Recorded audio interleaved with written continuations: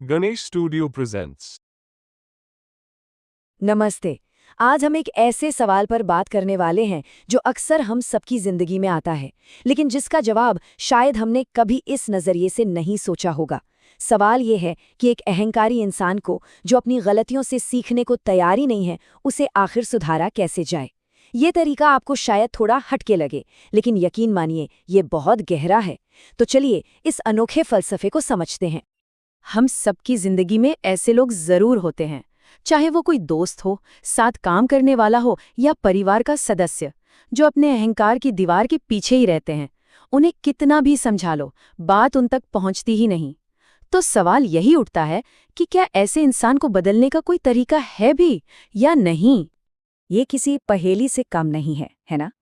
जब सारी सलाह, सारी आलोचना, सारे रास्ते बंद हो जाते हैं, तब एक नए नजरिए की जरूरत पड़ती है।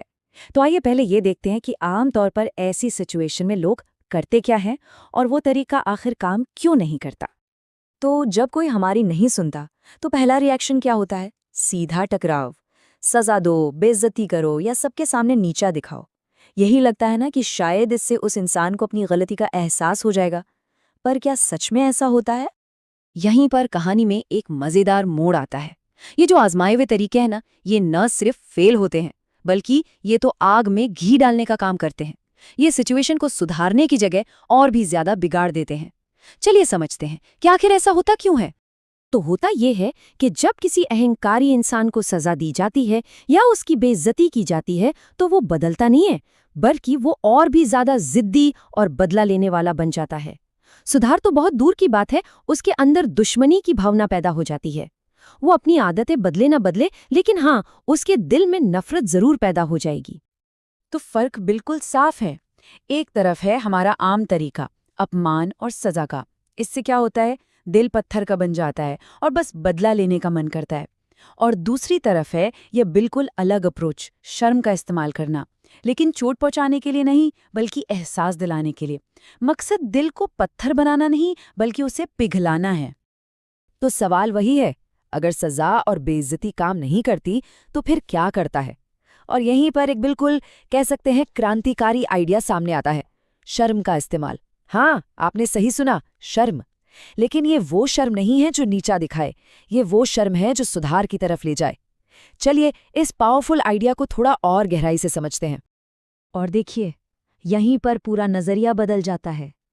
मकसद इंसान पर हमला करना है ही नहीं, मकसद तो उसके कामों पर, उसके एक्शंस पर एक आईना रखना है। टारगेट उसे तोड़ना नहीं है, बल्कि उससे अपने किए पर शर्म का एहसास दिलाना है, ताकि वो अंदर से खुद से बदले।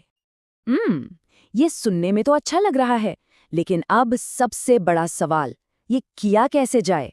आखिर किसी अहंकारी इंसान को शर्म कैसे महसूस कराई जाए, बिना उसके गुस्से को भड़काए, बिना उसके अंदर बदले की आग जलाए? इसका जवाब जितना आसान है, उतना ही मुश्किल और हिम्मत वाला भी। और इसका जवाब उस इंसान में नहीं है जिसे सुधारना है, बल्कि उसमें है जो सुधारने की कोशिश कर रहा है। इसके लिए सुधारक को एक बहुत बड़ा बलिदान देना पड़ता है, अपने खुद के सम्मान का, अपनी इज्जत का। तो इसका प्रोसेस क्या है? देखिए, सबसे पहला स्टेप है अपने ईगो को साइड में रखना। सुधारने वाले को ये मानना होगा कि ये उसकी इज्जत की लड़ाई नहीं है।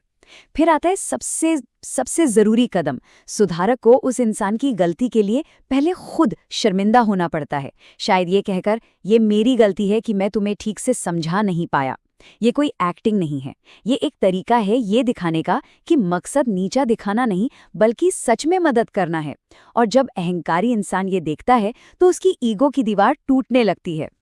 और इस पूरी फिलॉसफी का निचोड़ इस एक लाइन में है, सिर्फ अपने आप को शर्मिंदा कर ही किसी और को शर्मिंदा कर सुधारा जा सकता है। सोचिए, इस एक लाइन में कितनी गहरी बात छिपी है, विनम्रता की, साहस की और असली ताकत की। तो इसके पीछे साइकोलॉजी क्या काम कर रही है? सोचिए, वो अहंकारी इंसान देखता है कि सामने वाले का इरादा नेक है, मजाक उड़ाना नहीं। अब वो बदला किस बात का ले? सुधारने वाले ने तो पहले ही खुद को शर्मिंदा कर लिया है, बस बदले का रास्ता बंद। और कहते हैं यही वो मोमेंट है जब उस अहंकारी का दिल पिघल जाता है।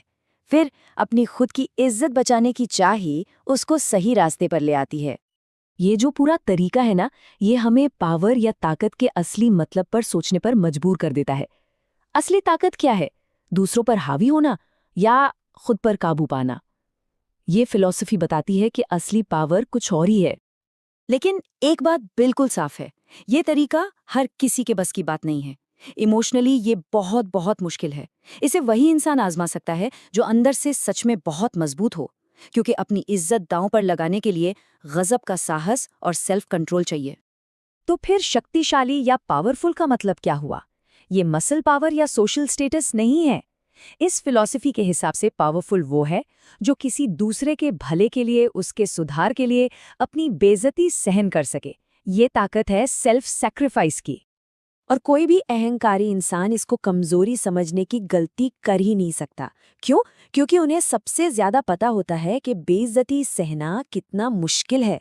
जब वो देखते हैं कि कोई जानबूझकर अपनी मर्जी से ऐसा कर रहा है, तो उन्हें उसके अंदर की ताकत को मानना ही पड़ता है। ये विनम्रता का एक ऐसा पावरफुल प्रदर्शन है जिसे नजरअंदाज करना नामुमकिन है। तो आखिर में ये पूरी बात हमें एक बहुत ही गहरे सवाल के पास लाकर छोड़ देती है। क्या सबसे बड़ी ताकत, असली शक्ति दूसरों को कंट्रोल करने में नहीं, बल्कि अपने ईगो को जीतने और किसी अच्छे मकसद के लिए अपनी बेइज्जती सहन करने की हिम्मत में है? सोचने वाली बात है।